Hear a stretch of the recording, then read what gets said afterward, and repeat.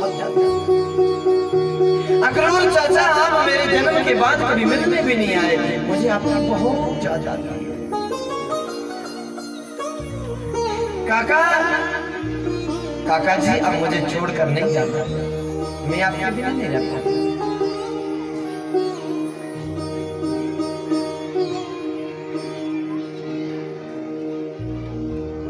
मैं नहीं रह पाऊंगा।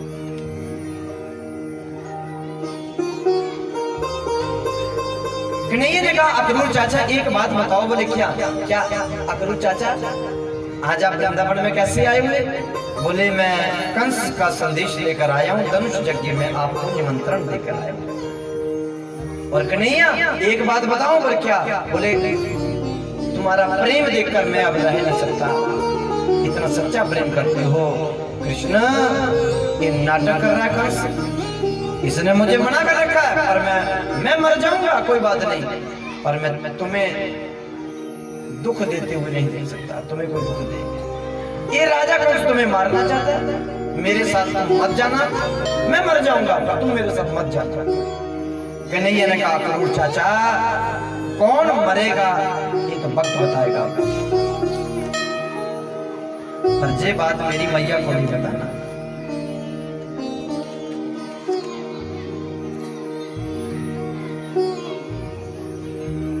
ये भी नहीं बताना कि मेरे को कन्हैया रास्ते में मिल गए। आप जाओ, आप आगे जाओ।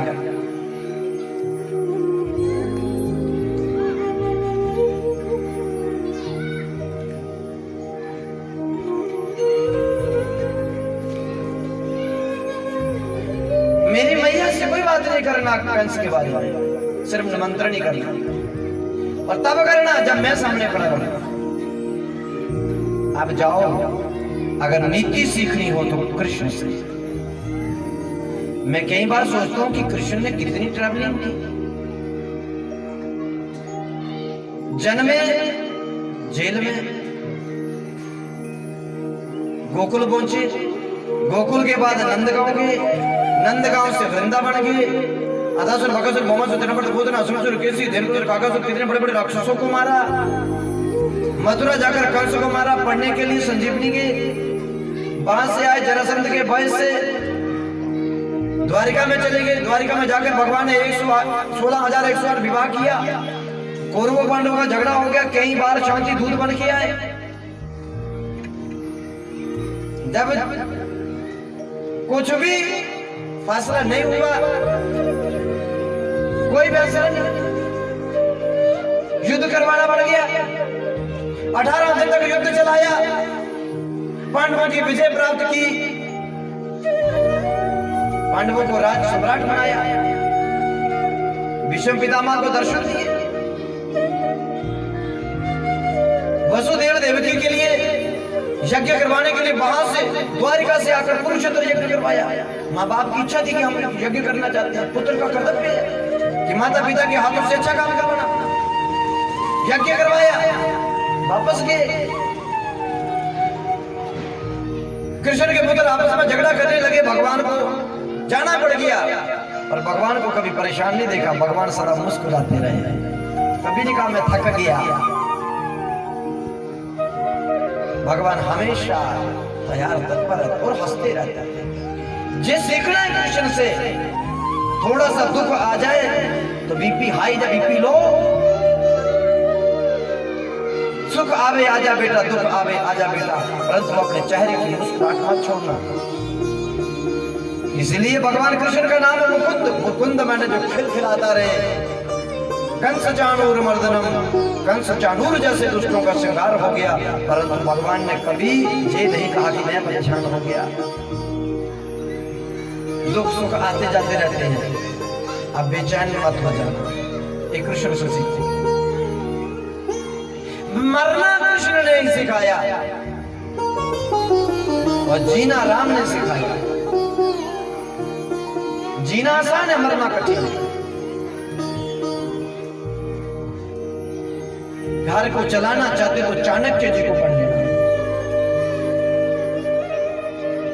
संसार में रहना चाहते हो तो राम को पढ़ लेना। और नीतियों को सीखना है तो कृष्ण को पढ़ लेना, मृत्यु को जीतना है तो गीता को पढ़ लेना, भागवत पढ़ लेना।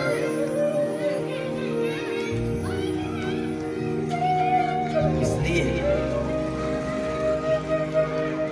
नीति देखो, बोले मेरे भैया को मत बताना कि एक नए रास्ते में मिल गए। अक्रूर जी गए, मां यशोदानंद बाबा ने भारी स्वागत किया। कृष्ण आए और गैया बंद करवाकर गौशाला में कृष्ण के साथ अक्रूर को मिलाया। शाम के समय रात्रि जब रोटी खाने लगे तो अक्रूर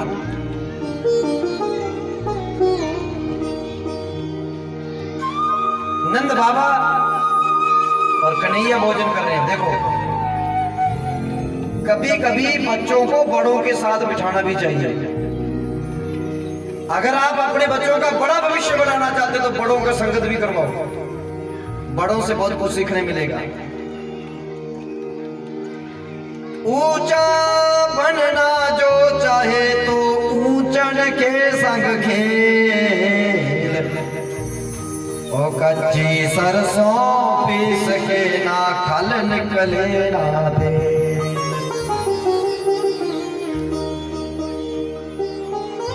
कच्ची सरसों को अगर आप कोल्हू में डालोगे तो ना खल बनेगी ना तेल बनेगा।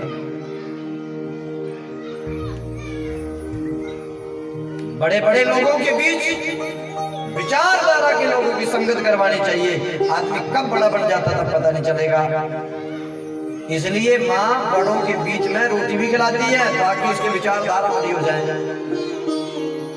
लाला चलो चाचा के साथ भोजन करवा। नंद बाबा, अक्रूर जी और कन्हैया भोजन कर रहे हैं, मैया भोजन करवा रही है। तीनों ने भोजन कर भी लिया था। इतने में नंद बाबा ने कहा कि अक्रूर जी आज कैसे आना हुआ। कन्हैया ने इशारा किया। बोले क्यों? बोले मैया खड़ी है। मैया के सामने मैया से बोल रहा है। अक्रूर जी ने बोला कि राजा कंस ने धनुष यज्ञ रचा है, बलराम श्याम का निमंत्रण लेके आया हूं, यज्ञ में सम्मान मिलेगा। इतना कहते मैया के हाथ में थाली छूट गई। मैया ने कहा तुम अक्रूर हो? अक्रूर मैंने जिसके अंदर क्रूरता कोई नहीं, पर तुम अक्रूर नहीं, तुम क्रूर निकले। जिस राजा ने मेरे कृष्ण को मारने के लिए कितने प्रयत्न किए, आज मैं कृष्ण को उस राजा के घर भेज दूं? एक कतई नहीं हो सकता। जब इतनी बात करी तो कृष्ण रूठ गए। कृष्ण इतना रोए, बच्चे की भांति रोए। अपने नंद बाबा से कहते, बाबा मैया को बोलो ना मैंने मथुरा जाना जाना जाना जाना जाना जाना जाना जाना जाना जाना जाना है। मैंने मथुरा जाना जाना जाना जाना है। मैंने मथुरा नगरी कभी नहीं देखी, मुझे जाना जाना जाना जाना जाना है। बाबा बाबा बाबा बाबा मैया को बोलो ना, मैं गैया चलाने नहीं जाऊंगा, मैं माखन मिश्री नहीं खाऊंगा, मैं चुटिया नहीं गुटवाऊंगा। बाबा बाबा बोलो बोलो मैया को बोलो ना, मैंने मथुरा जाना जाना जाना जाना जाना जाना। एक बच्चे की भांति जिद कर दे, बच्चे की। नंद बाबा ने कहा अक्रूर जी बच्चों के सामने बात करनी चाहिए कि नहीं करनी चाहिए, ये आपने विचार किया? यशोदा एक कन्हैया हमारा जिद्दी है, अब ये नहीं मानेगा। मैं जाऊंगा कल इनको मथुरा जाकर यज्ञ दर्शन करवा के परसों वापस जाऊंगा। कन्हैया कहते हाँ मैया तेरी सुनता हो जाएंगे। चलो सुखदेव जी कहते हैं कन्हैया की उम्र 11 साल 56 दिन की हो चुकी है। 11 साल 56 दिन की आज कन्हैया, और आज भी कन्हैया मैया के संग सोते हैं।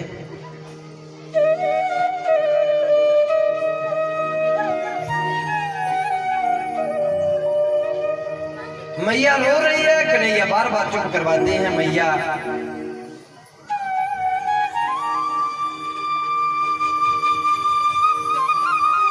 मैया कहती है कन्हैया मान जा, मथुरा जाने का निर्णय बदल दे, मथुरा का राजा बहुत दुष्ट है, ये तुझे मार देगा।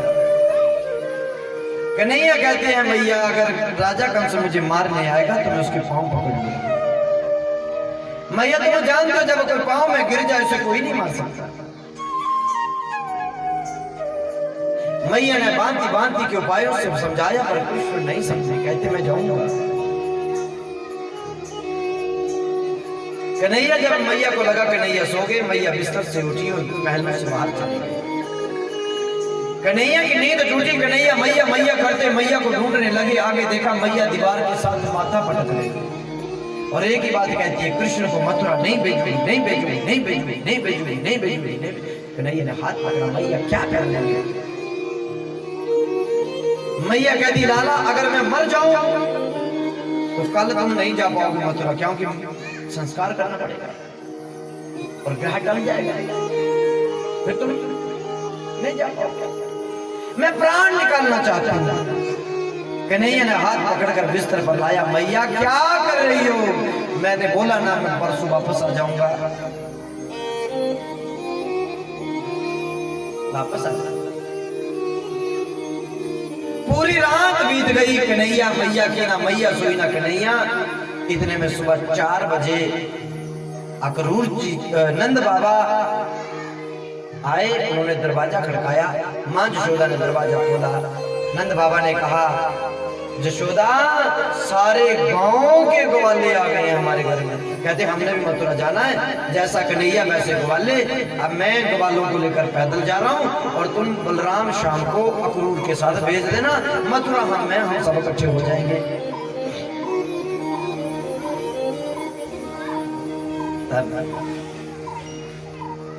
नंद बाबा चले गए। कन्हैया ने मैया से कहा कि मैया मथुरा के लोग मुझे देखने के लिए तरस रहे होंगे, मुझे सुंदर सजा दे, सारी मथुरा मुझे देख नहीं रही है। मुझे इतना अपने हाथों से स्नान करवाया,